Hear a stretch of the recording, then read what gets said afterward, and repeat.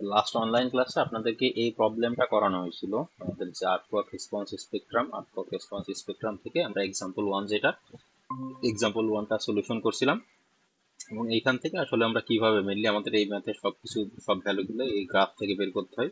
এল Centro ground motion যে গ্রাফটা আছে, এই এল সেন্ট্রো গ্রাউন্ড মোশন কার্ভ থেকে আমরা মেনলি আমাদের এই ডিফরমেশনের ভ্যালুটা বের করতে পারি, অ্যাক্সিলারেশনের রেশিওটা বের করতে পারি, সেখান থেকে আমাদের যে সমস্ত ভ্যালুগুলোর প্রয়োজন সেগুলো আমরা ক্যালকুলেশন করতে পারি।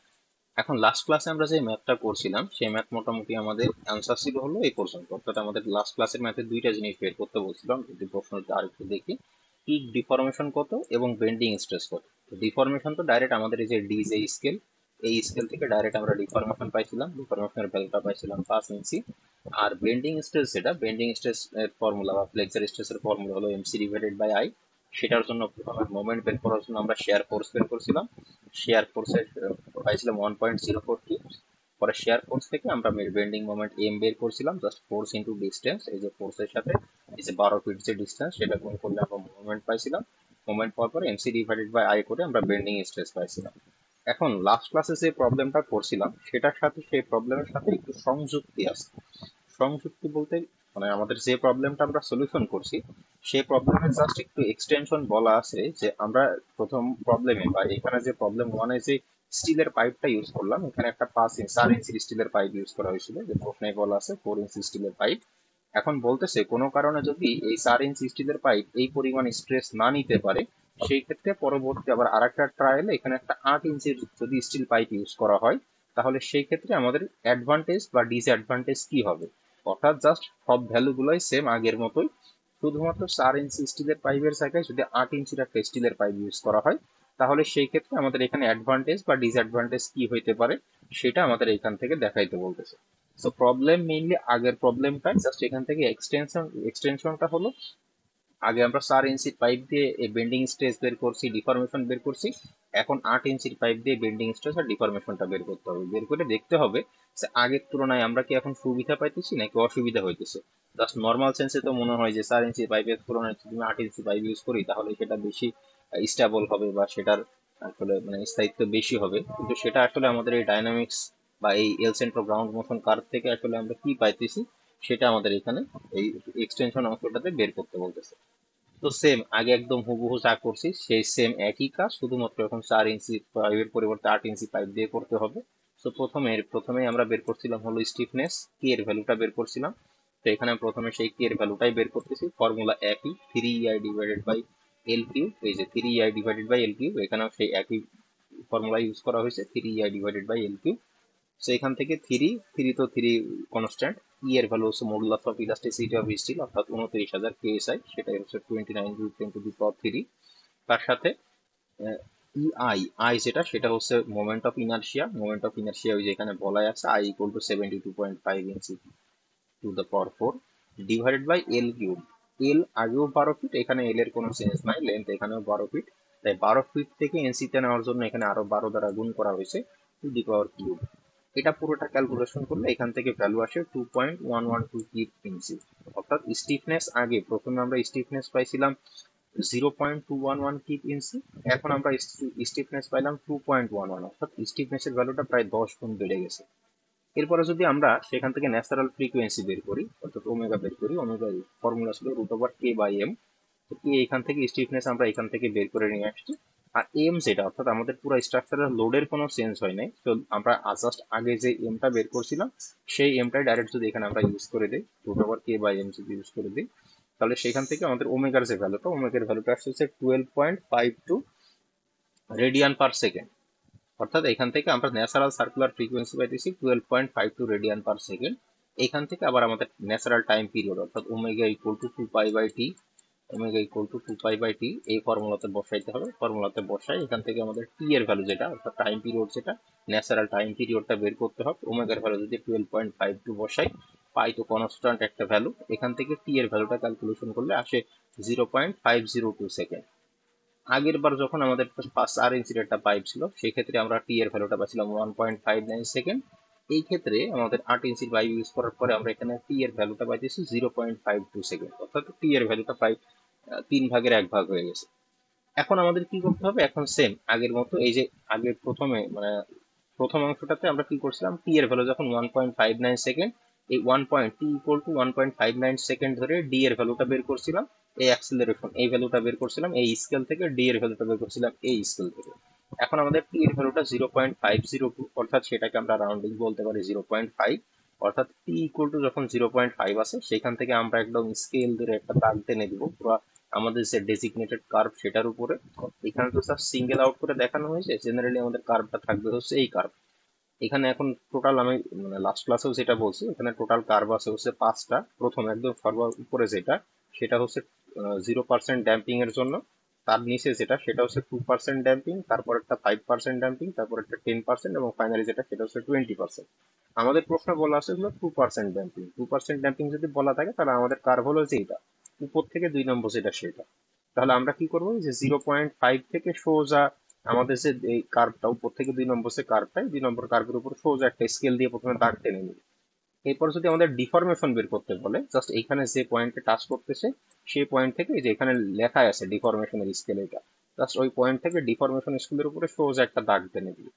দাগ টেনে দিলে আমাদের এই ক্ষেত্রে ডিফরমেশনের স্কেলটা আসতেছে এই যে এইখানে টাচ করতেছে। তো আমি যদি সেই ভ্যালুটা এখানে পুট করি, তাহলে এখান থেকে ডিফরমেশন আসতেছে 2.7 ইঞ্চি। এই যে এখান থেকে আমরা যখন নিচের দিকে এখানে টান দিলাম, এটা হচ্ছে 1, এটা হচ্ছে 2, এটা হচ্ছে 3, তাহলে একবারে 3 এর কাছাকাছি একটা ভ্যালু। এটা আপনার এক একজন এক এক রকম আসতে পারে, কেউ 2.7 লিখতে পারে, কেউ 2.8 লিখতে পারে, মোটামুটি কাছাকাছি একটা ভ্যালু ঠিক থাকলেই হবে। তাহলে সেখান থেকে আমাদের ডিফরমেশন পাইলাম 2.7 ইঞ্চি। তাহলে যখন আমরা 4 ইঞ্চি পাইপ ইউজ করছিলাম সেক্ষেত্রে আমাদের ডিফরমেশন পাইছিলাম 5 ইঞ্চি। আমরা 8 ইঞ্চি পাইপ ইউজ করার কারণে প্রায় আমাদের ডিফরমেশনের ভ্যালুটা বা আমাদের ডাইনামিক ফোর্সের কারণে যে ডিফরমেশনটা প্রায় অর্ধেকে নেমে আসছে, অর্থাৎ 2.7 ইঞ্চিতে নেমে আসছে, অর্থাৎ ডিফরমেশনটা কমে গেছে। এখন আমাদের দেখতে হবে যে বেন্ডিং স্ট্রেস বাড়তেছে নাকি কমতেছে। তো সেটার জন্য বেন্ডিং স্ট্রেস বের করার জন্য আমাদের প্রয়োজন লাগবে বেন্ডিং মোমেন্ট। এই বেন্ডিং মোমেন্ট প্রয়োজন। এখন বেন্ডিং মোমেন্ট প্রয়োজন বের করতে হলে আমাদের আবার শেয়ার ফোর্স প্রয়োজন। শেয়ার ফোর্সের ফর্মুলাটা কি, শেয়ার ফোর্সের ফর্মুলা হলো যে এটা A/G × W। তো অর্থাৎ আমাদের যে এল সেন্টার গ্রাউন্ড মোশন যে কার্ভটা আছে, গ্রাফটা আছে, এখান থেকে এখন এ এর ভ্যালু বের করতে হবে। তো এর জন্য আমাদের এই যে এই স্কেলটা দেওয়া আছে, যে পয়েন্টে টাচ করতেছে সেখান থেকে জাস্ট আমরা একটা সোজা দাগ টেনে দেবো এই স্কেলের উপরে। এখান থেকে এখন ভ্যালুটা কত হয় সেটা ক্যালকুলেশন করে বের করে নিয়ে আসবো। তো এখান থেকে আমাদের যদি দেখাই, তাহলে এখান থেকে আমাদের ভ্যালুটা আসতেছে 1 এর কাছাকাছি একটা ভ্যালু আসতেছে, 1.1 জি আসতেছে আমাদের। আসছে 1.1 জি। তাহলে এখন যদি আমরা আমাদের যে শেয়ার ফোর্সের যে ফর্মুলা, শেয়ার ফোর্সের ফর্মুলায় যদি বসাই, শেয়ার ফোর্সের ফর্মুলা ওইটা A/G × W। আমরা এখান থেকে এর ভ্যালুটা পাইতেছি 1.1 জি। তাহলে জিটাকে যদি আমি এর নিচে নিয়ে আসি, তাহলে এখান থেকে রেশিওটা আসে 1.1। তো সেটাই A/G × W মানে হচ্ছে টোটাল ওয়েট। আমাদের এই প্রশ্নটার ক্ষেত্রে বলা ছিল যে টোটাল এই স্টিলের পাইপটা 5,200 পাউন্ড, অর্থাৎ 5.2 লোড নিতেছে। তাহলে সেক্ষেত্রে জাস্ট A/G ইন্টু যদি ডাব্লিউ করি, তাহলে সেক্ষেত্রে শেয়ার ফোর্সটা আসতেছে 5.72 কিপ। এখন যদি আমরা মোমেন্ট বের করতে চাই, যে মোমেন্ট হচ্ছে এই যে এখানে শেয়ার ফোর্সটা কাজ করতেছে হলো এখানে একদম টপে। তাহলে এই ফোর্সের সাথে এখান থেকে যে ডিস্টেন্স, সেই ডিস্টেন্স গুণ করলে আমরা মোমেন্ট পাবো। তাহলে moment equal to just force into distance. Force হলো 5.72 কিপ, আর তার ডিস্টেন্স হলো 12 ফিট। তো দুইটা গুণ করলে এখান থেকে ভ্যালু আসতেছে 68.64 কিপ ফিট। এখন এখান থেকে যদি আমি ফ্লেক্সার স্ট্রেস বা বেন্ডিং স্ট্রেসের ফর্মুলাতে বসাই, তাহলে সেক্ষেত্রে ফর্মুলা হলো MC/I। এম মানে হলো মোমেন্ট 68.64। তার সাথে হচ্ছে আমরা 12 দ্বারা গুণ করছি, কেন 12 দ্বারা গুণ করছি, এখানে ইউনিটটা আছে কি ফিট। আমরা যদি সবকিছুতে স্কোয়ার ইঞ্চি বা ইঞ্চিতে নিয়ে আসতে চাই, তাহলে ফিটকে আমাদের আবার 12 দিয়ে গুণ করে ইঞ্চিতে কনভার্ট করতে হবে। তাহলে এই পুরাটা হলো এম, তার সাথে হচ্ছে সি মানে হলো সেন্ট্রয়েড বা নিউট্রাল অ্যাক্সিসের ডিস্টেন্স। আমাদের টোটাল পাইপ যেটা, এখানে টোটাল পাইপটার আউটার যে ডায়ামিটার, টোটাল পাইপটার ডায়ামিটার দেওয়া আছে 8.625 ইঞ্চি। 8.625 ইঞ্চির সেন্টার বা নিউট্রাল অ্যাক্সিস থাকবে তার সেন্টারে। তো সেন্টারে যদি আমরা বের করতে চাই, তাহলে just 8.625 divided by 2 divided by MC/I মানে হচ্ছে মোমেন্ট অফ ইনার্শিয়া। যেখানে প্রশ্নে বলা আছে মোমেন্ট অফ ইনার্শিয়া।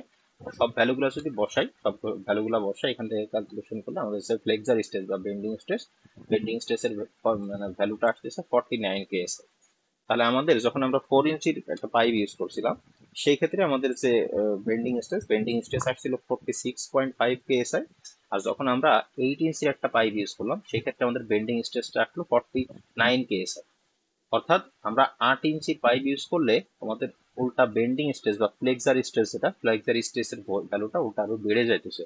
যদিও অন্যান্য যে ভ্যালুগুলো, অর্থাৎ আমাদের যে ডিফরমেশনের যে ভ্যালুটা, ডিফরমেশন ভ্যালুটা কমতেছে, আমাদের স্টিফনেসের ভ্যালুটা বাড়তেছে, কিন্তু জাস্ট যদি আমি এই কমেন্ট যখন অ্যাডভান্টেজ আর ডিসঅ্যাডভান্টেজ লিখবো, আমরা অ্যাডভান্টেজের মধ্যে লিখতে পারি যে স্টিফনেস বাড়তেছে, ডিফরমেশনটা কমতেছে, কিন্তু এটার একটা ডিসঅ্যাডভান্টেজও আছে। সেটা হচ্ছে আমাদের আলটিমেটলি যে বেন্ডিং স্ট্রেস, সেই বেন্ডিং স্ট্রেসটা এখানে ওটা বেড়ে যাইতেছে। তো ফাইনালি এখানে এই রেড কালার দিয়ে সেই কথাটাই লেখা আছে। So this example points out an important difference between the response of structures to earthquake excitation to a fixed value of static force। অর্থাৎ যদি একটা স্ট্যাটিক ফোর্স নিয়ে চিন্তা করি, যদি আমরা ডাইনামিক বাদ দিয়ে স্ট্যাটিক ফোর্স নিয়ে চিন্তা করি, তাহলে স্ট্যাটিক ফোর্সের ক্ষেত্রে আমরা জাস্ট এরকম চিন্তা করতে পারি যে আমি যত বড় পাইপ দিব বা যত বড় সেকশন দিব সেক্ষেত্রে আমার সেটা তত বেশি সেফ থাকবে, তত বেশি স্টেবল থাকবে। কিন্তু যখন আর্থকোয়াক রেসপন্সে আসবে, এটা আসলে নেসেসারি না যে আমি একটা মানে বড় সেকশন বা মোটা সেকশন বা মোটা পাইপ ইউজ করলে যে সেটা আরো বেশি স্টেবল হবে বা সেটার স্ট্রেসের ভ্যালুটা কমে যাবে। এটা মানে ডাইনামিক্স এর ক্ষেত্রে এটা নেসেসারি না। এটাই মেনলি একটা মেন পার্থক্য স্ট্যাটিক আর ডাইনামিক্স এর মধ্যে। এই প্রবলেমটা কি বোঝা গেছে? জাস্ট আগের মতোই লাস্ট ক্লাসে যে প্রবলেমটা করছিলাম সেম সেরকমই, জাস্ট এখান থেকে মানে জাস্ট আমাদের যে গ্রাফ থেকে ভ্যালুটা নিয়ে আসতে হয়, নিয়ে এসে জাস্ট এখান থেকে আমাদের চেক দিতে হয় যে মানে আগে আগে যে ভ্যালুটা 4 ইঞ্চির জন্য যে ভ্যালুগুলো পাইছিলাম সেটার সাথে জাস্ট কম্পেয়ার করে দেখছি যে এখন আসলে ভ্যালুটা বাড়তেছে নাকি কমতেছে। এটাতে কি কারো কোনো অসুবিধা আছে?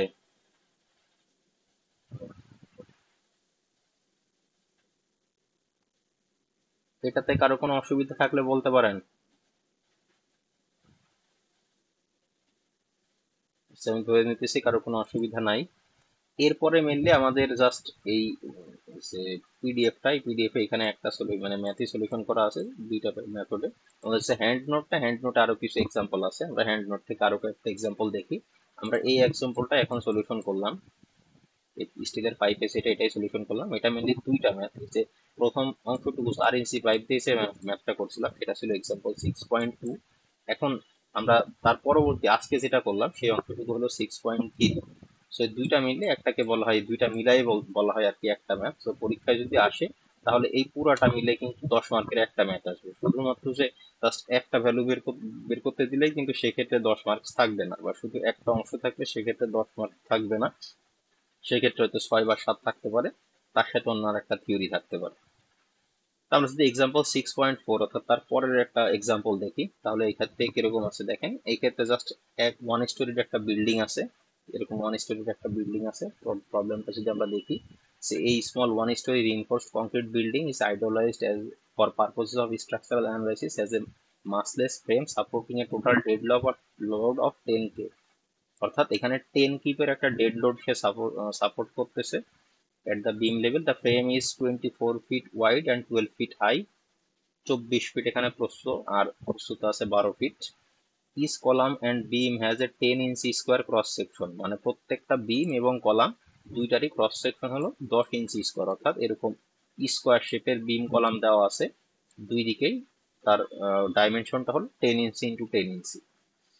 Assume that the Young's modulus of concrete is 3 × 10⁻³ KSI. অর্থাৎ এখানে এর ভ্যালু যেটা, মডুলাস অফ ইলাস্টিসিটি যেটা, সেটা স্টিলের জন্য আমরা জানি 29,000 কেএসআই, কংক্রিটের জন্য সেই ভ্যালুটা দেওয়া আছে 30,000 কেএসআই, সরি 3,000 কেএসআই।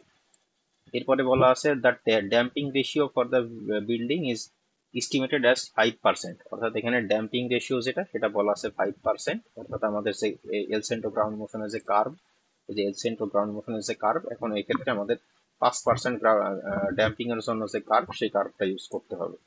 এরপরে বলতেছে determine the peak response of this frame to the El Centro ground motion. Peak response মানে হচ্ছে একটা পিক ডিফরমেশন কতটুকু সেটা বের করতে বলতেছে। এই যে in particular the determine the peak lateral deformation at the beam level and plot the diagram of bending moments and at the instant of peak response। তার মানে এই প্রবলেমটার ক্ষেত্রে, স্পেশালি এই প্রবলেমটার ক্ষেত্রে আমাদের বের করতে বলতেছে হলো যে আমাদের এখানে যে বিম লেভেল আছে, এই বিম লেভেলে তার ডিফরমেশন কতটুকু হবে। ডিফরমেশন বের করতে বলার পরে এই পুরো স্ট্রাকচারটার বেন্ডিং মোমেন্ট ডায়াগ্রামস প্লট করতে বলতেছে। তা আমাদের ডিফরমেশন বা এরকম বেন্ডিং স্ট্রেস বের করতে হলে প্রথমে যে কাজটা করতে হবে সেটা হলো স্টিফনেস বের করা। স্টেপগুলো একদম সেম। আগের মতোই স্টিফনেস বের করা। তো এরকম একটা স্ট্রাকচারের ক্ষেত্রে স্টিফনেস এর ফর্মুলাটা হলো 96/7 EI/h³। এই স্টিফনেস এর যে ফর্মুলা, এই ফর্মুলাটা প্রশ্নেই দেওয়া থাকবে, এটা মুখস্থ করার প্রয়োজন নাই।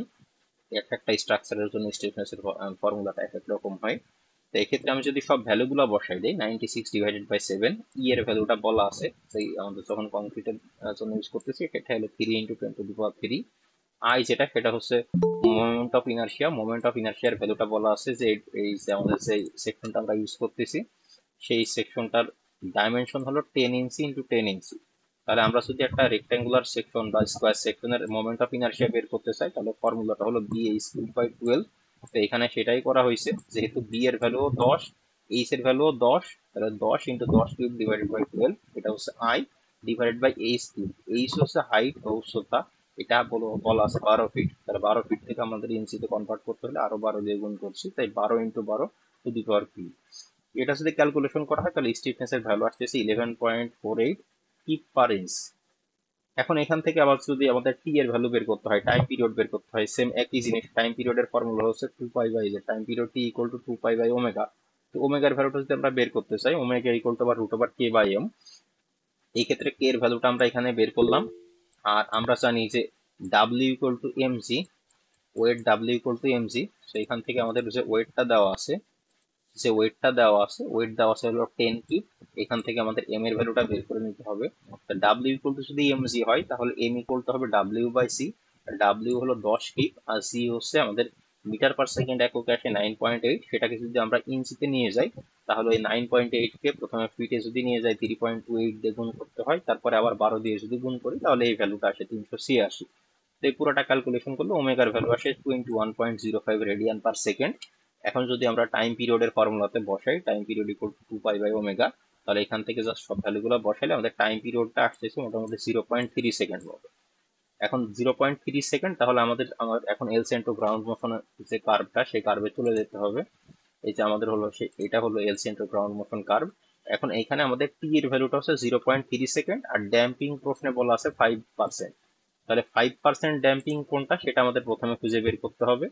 এইখানে আমাদের বলাই আছে যে উপর থেকে প্রথম যেটা সেটা 0%, তারপরে যেটা সেটা হচ্ছে 2%, উপর থেকে 3 নাম্বার যেটা সেটা হচ্ছে 5%। তাহলে এখন আমাদের কার্ভ হচ্ছে উপর থেকে যে 3 নাম্বার যেটা, এটা হচ্ছে আমাদের কার্ভ। এখন আমাদের টি ইকুয়াল টু 0.3 সেকেন্ড কোথায় আছে সেটা বের করতে হবে। এইখানে বলা আছে 0.1, এটা হচ্ছে 0.2, এর মাঝখানে দুইটা কিছু লেখা নাই, তারপরে এটা লেখা আছে 0.5। তার মানে এটা 0.2, এটা হচ্ছে 0.3, এটা 0.4, এটা 0.5। তাহলে কি করবো, 0.3 থেকে পুরো আমাদের যে গ্রাফটা, আমাদের যে কার্ভটা, সেই কার্ভের উপরে পুরো একটা সোজা দাগ দিয়ে নিবে। 3 নাম্বারটা হলো আমাদের কার্ভ, সরি এটা না, 3 নাম্বার যেটা সেটা হচ্ছে আমাদের কার্ভ। তো 3 নাম্বার কার্ভের উপরে আমরা একটা সোজা দাগ টেনে দিব। দাগ টেনে দেওয়ার পর আমাদের প্রথমে বের করতে বলতেছে হচ্ছে ডিফরমেশন।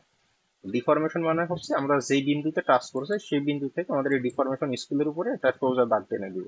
তো এখান থেকে সোজা যদি আমরা একটা দাগ টেনে দেই, তাহলে ডিফরমেশনের ভ্যালুটা আমরা মোটামুটি এরকম একটা ভ্যালু পাইতেছি। এইটা হচ্ছে 0.5, আর এইখানে 5 ঘর পরে দেওয়া আছে 1, তার মানে প্রত্যেকটা ঘর হচ্ছে 0.1 করে বাড়তে থাকে। তো এই ভ্যালুটা 0.6 এর কাছাকাছি কোনো একটা ভ্যালু আসতেছে। তো সেটা এখান থেকে লেখা হয়েছে রো ইকুয়াল টু 5%, এবং টি ইকুয়াল টু যদি 0.3 সেকেন্ড হয়, সেই ক্ষেত্রে ডিফরমেশনটা যেভাবে দেখালাম ওইভাবে ভ্যালু বের করলে এটা লেখছে 0.67 ইঞ্চি। আপনার যদি 0.6 মনে হয় 6 লিখতে পারেন, 0.7 মনে হলে 0.7 লিখতে পারেন, মানে জাস্ট গ্রাফ থেকে আপনার কাছে মোটামুটি অ্যাপ্রক্সিমেট যে ভ্যালুটা মনে হয় সেই ভ্যালুটা এখানে লিখতে হবে।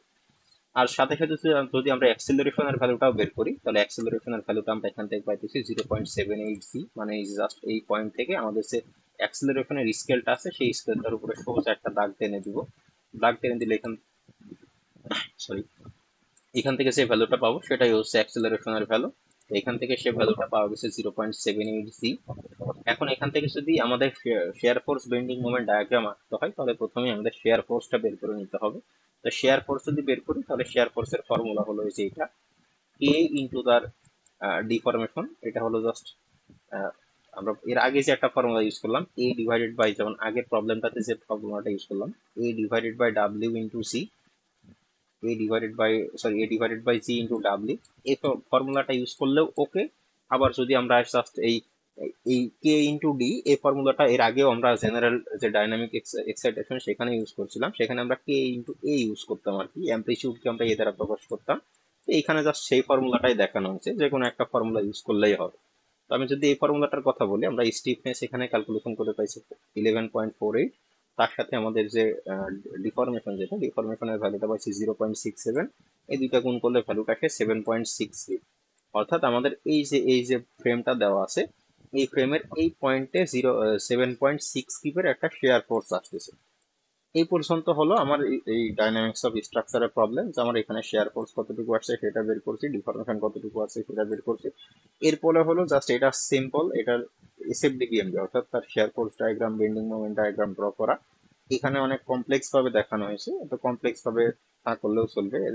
ডাইরেক্ট এরকম যে আপনার এই ফাইনাইট এলিমেন্ট মেথডের মাধ্যমে এরকম স্টিফনেস ম্যাট্রিক্স বের করে মানে তারপরে সব বের করতে হবে, বিষয়টা এরকম না। আপনি জাস্ট প্রত্যেকটা পয়েন্টের মোমেন্ট শেয়ার ফোর্স বের করে যদি ড্র করতে পারেন তাহলেও হবে। যদিও এটা আমার কোর্সের অংশ না, আমার কোর্সের মানে মোটিভের মধ্যে বা উদ্দেশ্যের মধ্যে এটা থাকে না। আমার কোর্সের যদি প্রবলেম থাকে তাহলে সেই ক্ষেত্রে ডিফরমেশন এবং এই শেয়ার ফোর্স এ পর্যন্ত বের করতে বলতে, এটা পুরোটা যদি এরকম ফাইনাইট এলিমেন্ট মেথড বা স্টিফনেস ম্যাট্রিক্স দিয়ে যদি পুরোটা সলিউশন করতে হয় তাহলে সেটা অনেক বড় আনসার হয়ে যায়, এটা আসলে পরীক্ষার দেওয়ার মতো উপযোগী না। তাই আমার জন্য এই আমার কোর্সের জন্য বা এই কোর্সের উদ্দেশ্য হিসেবে বা পরীক্ষায় আনসার করার জন্য এই পার্ট দরকার নাই। আমার কোর্সের জন্য বা পরীক্ষায় আসার মতো হলো এতটুকু অংশ, অর্থাৎ এই শেয়ার ফোর্স কতটুকু সেটা বের করতে পারতেছি কিনা, ডিফরমেশন কতটুকু এটা বের করতে পারতেছি না পারতেছি কিনা। এর সাথে এক্সটেনশন হিসেবে একটা জিনিস থাকতে পারে, সেটা হলো এরপরে আবার বেন্ডিং স্ট্রেস বা ফ্লেক্সার স্ট্রেস কতটুকু সেটা বের করতে বলতে পারে। তো সেই ক্ষেত্রে আবার same MC divided by I, just আপনি শেয়ার ফোর্স জানেন, এই শেয়ার ফোর্সের সাথে যে 12 ফিট ডিস্টেন্স এটা গুণ করলে মোমেন্ট পাবে। এখন এখানে বলাই আছে বিমের ডাইমেনশন হচ্ছে 10 ইঞ্চি, তাহলে সি এর ভ্যালুটা হবে 10/2, 5 ইঞ্চি। তাহলে এম পাইছেন, সি পাইছেন, আর আই এর ভ্যালুটা সেই বি/2 হলো অলরেডি বের করে আসছে। জাস্ট এই এক লাইন এক্সট্রা বলা থাকতে পারে যে ফ্লেক্সার স্ট্রেস কত সেটা বের করতে। তো সেই ক্ষেত্রে just MC divided by I করে সেটা সলিউশন করলেই বেন্ডিং স্ট্রেস বা শেয়ার ফ্লেক্সার স্ট্রেস কত সেটাও পেয়ে যাব। এখানে কারো কোনো অসুবিধা আছে? আচ্ছা। যদি অসুবিধা থাকে বলতে পারেন, এই ম্যাথগুলো তুলনামূলক খুবই ইজি। এই টপিকের মানে কোনো ফর্মুলা মুখস্থ করতে হয় না, কিছুই না। জাস্ট এই যে টি এর ফর্মুলা, ওমেগার ফর্মুলা, এগুলো আমরা সে প্রথম থেকে শিখে আসতেছি। আর কে এর ফর্মুলা তো প্রশ্নই দেওয়া থাকবে, তার তিনটা চারটা ছোট ছোট স্টেপ, কে বের করা, ওমেগা বের করা, টি বের করা, এরপরে জাস্ট ডাইরেক্ট গ্রাফ থেকে ডি এর ভ্যালুটা সরাসরি পেয়ে যাব। আর মোমেন্ট ক্যালকুলেশন করতে হলে এই যে এই ফর্মুলা দিয়ে আগে শেয়ার ফোর্স বের করতে হবে, শেয়ার ফোর্স বের করার পরে জাস্ট মোমেন্ট বের করে এমসি ডিভাইডেড বাই করলে ফ্লেক্সার স্ট্রেস সেটাও পেয়ে যাবো। তো এখান থেকে আমরা আরো একটা প্রবলেম দেখি। এখানে একটা প্রবলেম আছে, একটা ইম্পর্টেন্ট প্রবলেম আছে, জাস্ট এই সেম আগের মতোই, জাস্ট এর আগে যে প্রবলেমটা দেখলাম সেম একই প্রবলেম, যে একতলা 1 স্টোরি একটা ফ্রেম স্ট্রাকচার আছে, সেটা বিম কলাম সবগুলার সেকশন হচ্ছে 10 ইঞ্চি স্কোয়ার, লেন্থ হচ্ছে 12 ফিট, উইডথ হচ্ছে মানে প্রশস্ততা হচ্ছে বরাবর 24 ফিট। শুধুমাত্র এখানে পার্থক্যটা হলো, আগে যে প্রবলেমটা দেখলাম সেই ক্ষেত্রে এই দুইটা কলামই সেম একই লেভেলে ছিল। এই ক্ষেত্রে বলা আছে যে একটা কলাম উপরের দিকে আছে, একটা কলাম নিচের দিকে আছে। সাধারণত এরকম ঘটনা আমাদের সমতলে হয় না, প্লেনে হয় না। এরকম হইতে পারে, দেখা যাচ্ছে কোনো পাহাড়ি অঞ্চলে কোনো একটা স্ট্রাকচার আছে, সেটা আর্থ রিটেনিং স্ট্রাকচার হইতে পারে বা যে কোনো একটা স্ট্রাকচার হইতে পারে। সেই ক্ষেত্রে এরকম মানে দুইটা কলাম দুইটা ডিফারেন্ট লেভেলে থাকতে পারে। তো দুইটা কলাম যদি দুইটা ডিফারেন্ট লেভেলে থাকে তাহলে সেই ক্ষেত্রে আমাদের প্রবলেম সলিউশনের কোনো রকম কোনো সেন্স নাই, শুধুমাত্র সেন্স আসলে হলো স্টিফনেস বের করার ক্ষেত্রে। তো আমরা যদি এই প্রবলেমটা একটু সলিউশনের দিকে দেখি, আমাদের এখানে জাস্ট দুইটা কলাম যেহেতু দুইটা আলাদা আলাদা লেভেলে আছে, কি করতে হবে, আমাদের দুইটা কলামের জন্য আলাদা আলাদা ভাবে স্টিফনেস বের করে যোগ করে দিতে হবে। সো প্রথম যে কলামটা আছে এটা লেন্থ বলা আছে 12 ফিট। তো এরকম যদি ফিক্স সাপোর্ট একটা ফ্রেম থাকে সেই ক্ষেত্রে প্রত্যেকটা কলামের স্টিফনেস এর ফর্মুলা হয় 12 EI divided by L cube. যেহেতু এই দুইটার দুইটার লেন্থ আলাদা আলাদা, তাই সেক্ষেত্রে এখানে লেখা আছে 12 EI 1 divided by L1 cube plus 12 EI 2 divided by L cube cube. Just এটার জন্য এই অংশটুকু, প্রথমটার জন্য এই অংশটুকু। তাহলে এখান থেকে এই ফর্মুলার প্রশ্নেই দেওয়া থাকবে। এখান থেকে যদি আমি ই এর কথা বলি, এটা হচ্ছে এই যে কংক্রিটের মডুলাস অফ ইলাস্টিসিটি 3 × 10⁻³ এই যে প্রবলেমটা কিছুক্ষণ আগে আমরা দেখলাম সেই একই ভ্যালু, শুধুমাত্র চেঞ্জটা হলো দুইটা কলাম দুইটা আলাদা আলাদা ডিফারেন্ট লেভেলে আছে। আর এখানেও সেম, আমাদের যে বিম কলাম গুলো আছে, বিম কলাম গুলার ডাইমেনশন হলো 10 ইঞ্চি, 10 ইঞ্চি বাই 10 ইঞ্চি। এখানে জাস্ট 10⁴/12 এটা দেখে কনফিউজ হওয়ার কিছু নাই। যদি দুই পাশে আমাদের ডাইমেনশন যদি 10 ইঞ্চি হয়, তাহলে একটা রেক্ট্যাঙ্গুলার সেকশনে যদি আমরা মোমেন্ট অফ ইনার্শিয়া বের করতে চাই, তাহলে ফর্মুলা হলো BH³/12।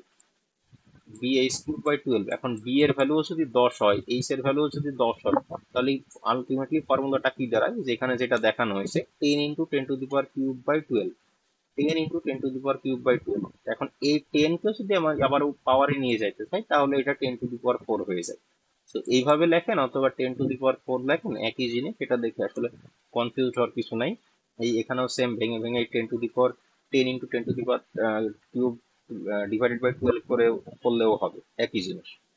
জাস্ট পার্থক্যটা হচ্ছে প্রথম যে কলামটা সেটার লেন্থ হচ্ছে 12 ফিট, তাই এখানে 12 × 12³ আর পরের যে কলামটা, এই কলামটার লেন্থ হচ্ছে 24 ফিট, তাই 24 × 12⁵ পুরোটা ক্যালকুলেশন করলে আমরা পুরো এই যে স্ট্রাকচারটা আছে সেটার স্টিফনেস পাইতেছি 11.31 ফিট/ইঞ্চি। এরপরে আমাদের যেটা বের করতে হবে সেটা হচ্ছে omega, natural circular frequency. Natural circular ফ্রিকোয়েন্সির ফর্মুলা হলো K/M। এখান থেকে কে এর ভ্যালু তো আমরা এখানে বের করে আসছি। আর এই প্রবলেমের ক্ষেত্রেও সেম, জাস্ট এর উপরে যে টোটাল লোড আছে সেই টোটাল ডেড লোডটা হলো 10 কিপ। 10 কিপ থেকে যদি আমরা W = mg ফর্মুলাটা ইউজ করি, তাহলে m = ফর্মুলা দ্বারা W/c। তাহলে W হচ্ছে 10, ওয়েটটা হচ্ছে 10 কিপ, আর জি হচ্ছে ওই সেম আগের মতোই। যদি মিটার এককে বসাই 9.8 মিটার/সেকেন্ড স্কোয়ার, সেখান থেকে ফিটে নিলে 3.28 দ্বারা গুণ, আবার ইঞ্চিতে নিলে 12 দ্বারা গুণ। তো সবগুলো গুণ করলে জি এর ভ্যালুটা দাঁড়ায় 386। তো পুরোটা ক্যালকুলেশন করলে এখানে ওমেগা আসে 20.89 রেডিয়ান/সেকেন্ড। এখন যদি আমরা টাইম পিরিয়ডের ফর্মুলাতে বসাই, টাইম পিরিয়ড = 2π/ওমেগা। তো 2π/ওমেগা যদি ভ্যালুগুলো বসাই দিই, তাহলে এখানেও সেম, এক্ষেত্রেও টি এর ভ্যালুটা আসে 0.3 সেকেন্ড। 0.3 সেকেন্ড যদি হয়, তাহলে সেক্ষেত্রেও আগের মতোই জাস্ট আমাদের যদি আমরা এখন ওই এই এল সেন্টো গ্রাউন্ড মোশন কার্ভে চলে যাই, এখানে যদি আমাদের পার্সেন্ট ড্যাম্পিং এর জন্য ভ্যালু বের করতে বলে, জাস্ট পার্সেন্টের জন্য আমরা যে গ্রাফটা যে কার্ভটা সেটা সিলেক্ট করব। 0.3 থেকে সোজা একটা দাগ টেনে দেব। এই গ্রাফ থেকে এই ডি কার্ভ স্কেলের উপর একটা দাগ টেনে দিব, এই স্কেলের উপর একটা দাগ টেনে দিব। তো এখান থেকে আমাদের এই ডি যেটা ডিফরমেশনের ভ্যালুটা আসতেছে 0.67। আর এখান থেকে যে অ্যাক্সিলারেশনের ভ্যালুটা আসতেছে 0.76 জি। এখন আমাদের এখান থেকে বের করতে বলতেছে কি, এখান থেকে আমাদের আলটিমেটলি বের করতে বলতেছে হচ্ছে বেস শেয়ার বের করতে বলতেছে, আর ডিফরমেশন বের করতে বলতেছে। ডিফরমেশন তো অলরেডি আমরা পাইলাম 0.67 ইঞ্চি। এখন আমাদের শেয়ার ফোর্স কত, শেয়ার ফোর্সটা বের করতে বলতেছে। এইখানে কিন্তু ডাইরেক্ট আমরা জাস্ট K/D ফর্মুলা বসাইলে হবে না। কেন হবে না? আগে যেখানে আমরা ইউজ করছিলাম জাস্ট K/D এই ফর্মুলা বসাইছিলাম, জাস্ট স্টিফনেস এর সাথে ডিফরমেশন গুণ করলে আমরা বেস শেয়ার কতটুকু সেটা পেয়েছিলাম। এই ক্ষেত্রেও হবে, কিন্তু অসুবিধাটা হলো এই ক্ষেত্রে প্রথম কলামটার জন্য একরকম স্টিফনেস আসতেছে, আর দ্বিতীয় কলামটার জন্য আরেক রকম স্টিফনেস আসতেছে। তাই এখানে জাস্ট এই যে শেয়ার ফোর্সটা বের করা হয়েছে, সেই শেয়ার ফোর্সটা দুইটা আলাদা আলাদা ভাবে বের করা হয়েছে। এখানে ভি শর্ট মানে হচ্ছে যে শর্ট কলামটা আছে, শর্ট কলামটা শেয়ার ফোর্স, আর ভি লং মানে হচ্ছে লং কলামটা শেয়ার ফোর্স। তো শর্ট কলামের শেয়ার ফোর্সের ফর্মুলা ওই একই, K/D। জাস্ট এখানে লেখা আছে কে শর্ট মানে হচ্ছে জাস্ট এই শর্ট কলাম, এই কলামটার যে স্টিফনেস সেটার সাথে যদি আমরা ডিফরমেশন গুণ করি, তাহলে এটার আমরা বেস শেয়ার পাবো। আর এই কলামের স্টিফনেস এর সাথে যদি আমরা শেয়ার ফোর্স গুণ সরি ডিফরমেশন গুণ করি, তাহলে লং কলামটার আমরা বেস শেয়ার পাবো। তাহলে প্রথম যদি আমরা যখন স্টিফনেস বের করি, তখনই যদি এই অংশটুকুই হলো আমাদের K1 বা কে শর্ট কলামের স্টিফনেস, আর এই অংশটুকু হলো আমাদের লং কলামের স্টিফনেস। তাহলে এখানে যেমন দেখানো আছে যে এইটুকু ক্যালকুলেশন করলে ভ্যালু আসে 10.05, আর লং কলামের এটা ক্যালকুলেশন করলে ভ্যালু আসে 1.26। তাহলে যদি এখন আমি শর্ট কলামের বেস শেয়ার বা শেয়ার ফোর্স বের করতে চাই, তাহলে 10.05 এর সাথে আমাদের যে ডিফরমেশন আমরা পাইলাম 0.67 সেটা গুণ করতে হবে। সেটাই করা হয়েছে। শর্ট কলামের আমাদের যে স্টিফনেস সেটা পাইছিলাম 10.05, তার সাথে ডিফরমেশন হলো 0.67। গুণ করলে এখান থেকে আমাদের শর্ট কলামের বেস শেয়ার আসতেছে 6.73 কি। সেম ভাবে লং কলামের ক্ষেত্রে আমরা স্টিফনেস পাইছিলাম 1.26 এর সাথে আমাদের ডিফরমেশনের ভ্যালু গুণ করলাম 0.67। তো লং কলামের বেস শেয়ার পেলাম 0.84 কি। সেটাই আমাদের বের করতে বলতেছে যে ডিফরমেশন কতটুকু এবং শেয়ার ফোর্স কতটুকু। জাস্ট ডিফরমেশন ডাইরেক্ট আমরা যে আমাদের যে ফিগারটা আছে বা কার্ভটা আছে, এল সেন্টো গ্রাউন্ড মোশন যে কার্ভটা আছে, সেখান থেকে ডাইরেক্ট ডিফরমেশন বের করছি। ডিফরমেশন বের করার পরে জাস্ট আমাদের যে ফর্মুলা K/D এই ফর্মুলাতে বসাই দিয়েছি, কিন্তু চেঞ্জটুকু হলো আগের বার আমাদের দুইটা কলাম সেম একই লেভেলে ছিল, তাই জাস্ট আমরা একটা কলামের জন্য জাস্ট কে ইন্টু ডি করলে সেটা দুইটা কলামের জন্য ভ্যালিড ছিল। এই ক্ষেত্রে যেহেতু দুইটা কলাম দুইটা আলাদা আলাদা লেভেলে আছে, তাই এই ক্ষেত্রে আমাদের দুইটা কলামের জন্য আলাদা আলাদাভাবে বের করতে হবে। এখানে প্রথমে শর্ট কলামের জন্য বের করা হয়েছে, শর্ট কলামের স্টিফনেসের সাথে ডিফরমেশন গুণ করা হয়েছে। পরের ক্ষেত্রে লং কলামের ক্ষেত্রে লং কলামের স্টিফনেসের সাথে ডিফরমেশন গুণ করলে লং কলামের যে বেস শেয়ার সেটা পাওয়া গেছে। এটা বুঝতে কারো কোনো অসুবিধা আছে?